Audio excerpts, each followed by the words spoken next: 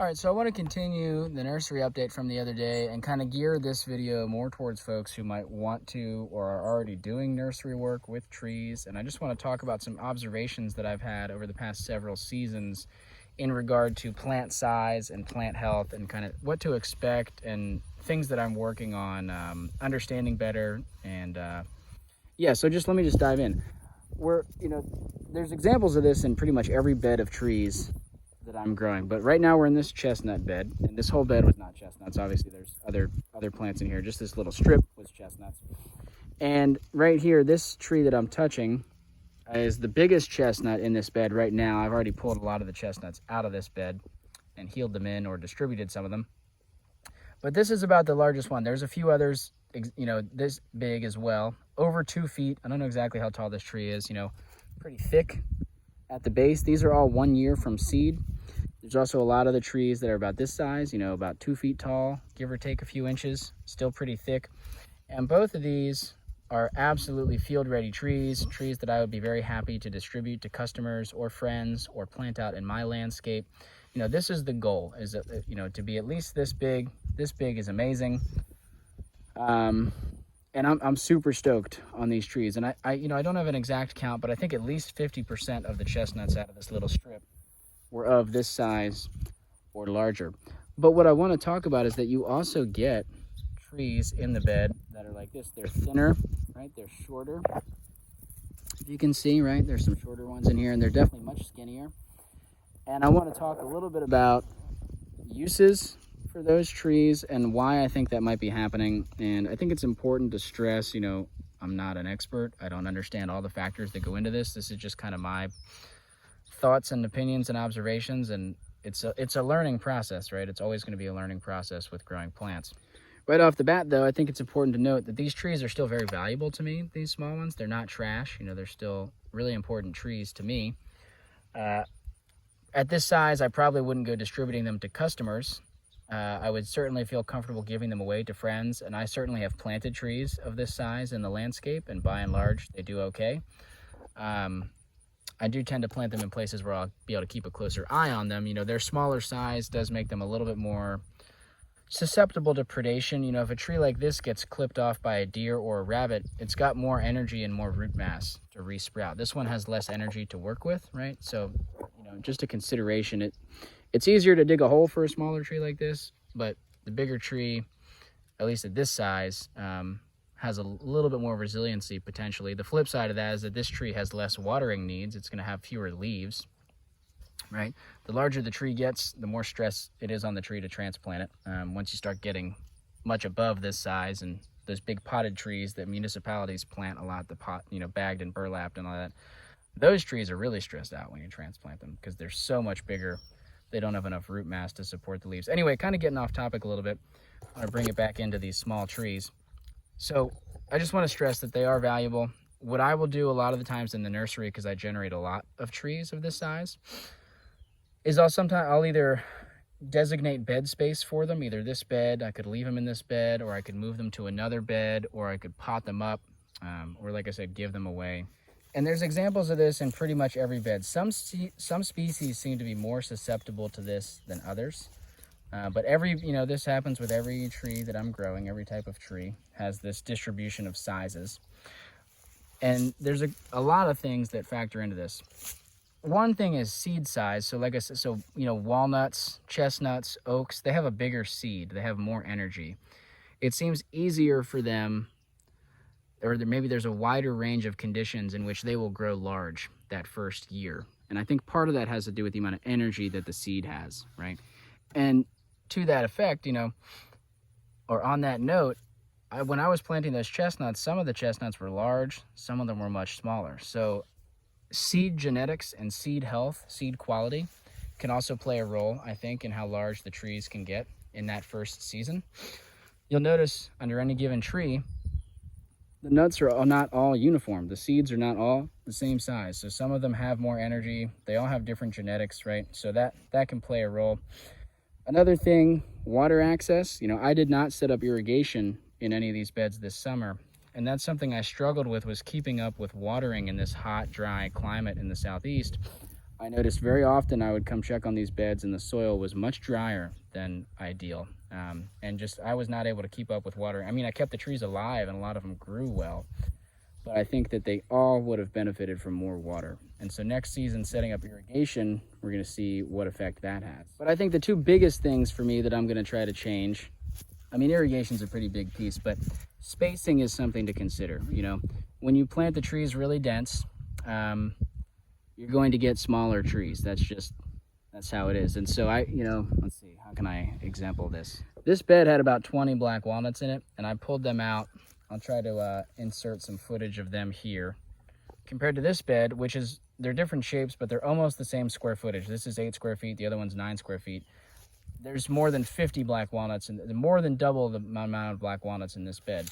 And these trees on average are skinnier and a little bit shorter than the 20 black walnuts that came out of that bed, right? So the more spacing you have, the larger the trees are going to get. The flip side is that the more spacing you have, the longer it's going to be to close that canopy and reduce the weed pressure.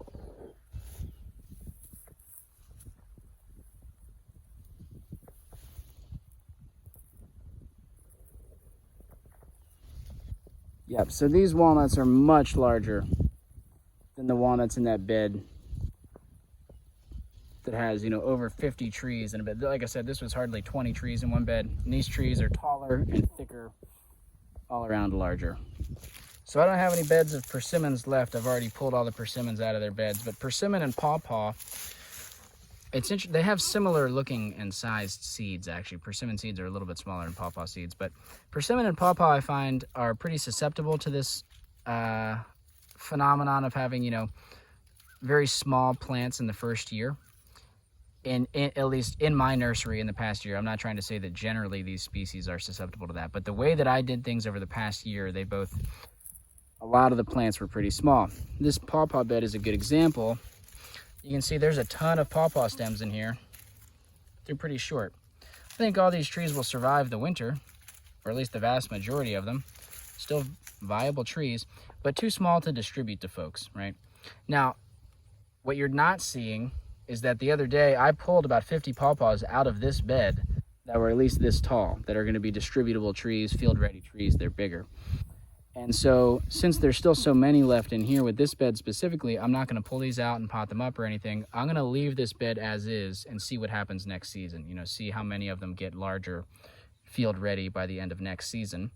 And as I said before, as I'm planting pawpaw beds for the coming season with seed, like I planted this out in pawpaw seed, I planted with more spacing, trying to give the trees more spacing and seeing how much that affects pawpaw growth. And I'm going to do the same with persimmon. I think that we can get a much higher percentage of large trees in the first season, partially with spacing, partially with more consistent water. The other really big piece of the puzzle, there's really two aspects to it, but is soil. One is your nutrient balancing, okay? Chemical. Thinking about things from a chemical nutrient perspective. The other thing is biology. Is your biological diversity where the plants want it to be? Gosh, I got ants biting me. A lot of ants in this bed. Can you see them all running around? I'm not sure what type of ants these are, fire ants or needle ants or whatever. They definitely sting or bite. Not super pleasant. I don't know how I didn't notice that when I was putting this bed together. That's a pretty cool thing to come out of the compost there. Look at that. Okay, anyway, getting the microbial populations into an ideal range for your tree that you're trying to grow is a huge deal.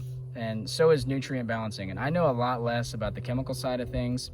I know a little more about the biological side of things, the microbes. But they're both really, really important to getting healthy trees. And so in my practice, what I'm working on is improving the biology first. Like I said, the thinking chemically is difficult for me, and so my first goal is to get the biology into a better range. I use mostly leaf compost to grow these trees, and so what I'm going to do different next year is I'm going to be adding in a higher percentage, still a pretty low relative percentage, but I'm going to be adding in worm compost. I added a teeny tiny bit last year, like handfuls. So this year we're going to go up to more like shovelfuls, multiple shovelfuls of worm compost into each bed. Maybe some more compost extract applications from worm compost. I've got more worm bins going in the kitchen now, and I'm going to try to get a bigger flow-through worm bin going soon. I think just trying to inject that biology into these beds in any way possible, I'm hoping is going to be good. I think it's worth trying. I tend to be very not scientific about the way that I'm doing things here, and that's not because I don't think that the scientific approach is valid. It's just I'm not organized enough to be very scientific. It's just not how I like to think. So for example, I have a microscope. I could sample these beds and see what the biology looks like. I could sample my compost and see what that looks like and add the compost and then sample again and see if there's a difference. Eventually, I'd like to do experiments like that, but right now I'm not organized enough and I don't have the time. So I'm just trying to make sure that I use good worm compost, get it into the beds, observe what happens to the trees, and go from there. Same could be said with nutrients. You know, I could do soil testing, right, and add fertilizers and then do more soil testing and see if there's been a difference. These are all very valid approaches, and for those of you inclined to do it, I encourage you to get out there and do it. Right now, for me, I'm mostly just going on observational cues. I guess sunlight is another factor we could talk about, right? Every species has a different sunlight requirement. So like if you tried to grow full sun-loving species like black walnut in full shade, they'd probably grow smaller, as opposed to if they were out in the full sun. So that you know, another thing to think about as far as size goes is sunlight. And just to recap, right? So it's, if you're having, you know, if you're interested in growing nursery trees, expect that you might get some small trees and some large trees, and, you know, be emotionally prepared for that. You know, it's a totally normal thing that can happen. And know that you can adjust the percentages of small and large trees based on different practices. So you can play with sunlight, you can play with irrigation, you can play with soil balancing, you know, compost, spacing, seed quality, seed genetics. The main important thing if you're doing this is that you're enjoying it, you know, and I'm really enjoying growing all these trees. It's a joy to me. It is work, right? It's certainly, there are times when it is a lot of work, but it's really sustainable for me. It's something that by and large I really enjoy doing. Even when it is work, I usually enjoy it. And last thought on size, know that there's some species differences, right? Like I talked about, the black walnuts seem to want to grow bigger than the persimmons. I think we can push the persimmons and the pawpaws to grow bigger, but to some extent, like these black locusts are over 4 feet tall from seed in a single season. I'm not sure if we can get a persimmon over 4 feet tall in a single season. I'm not saying it's impossible. Maybe it is. But, you know, if we figure out how to get a persimmon to grow 3 or 4 feet tall, if we applied that same practice to the black locust, would they be like 6, 10 feet tall? I don't know. Like, I think there is some species grow faster, right? That's just, they all have slightly different physiology going on. So anyway, a little bit about size distribution of nursery trees, some things that maybe affect that, some, you know, what to do with the smaller trees versus the larger trees, some thoughts on that, and just a little bit of panning around, looking around in the nursery. Some ant bites, some cool finds, and mostly just me avoiding doing heavy lifting right now because although it is early November, it is about 80 degrees, which in the summertime would be a super nice, relatively cool day, but I'm adjusted to fall temperatures now, and so 80 degrees is kind of hot, and I don't want to start sweating yet. But I am excited to go plant some trees, so I'm going to put the phone down, go do some work, and yeah, I'll get back to y'all soon.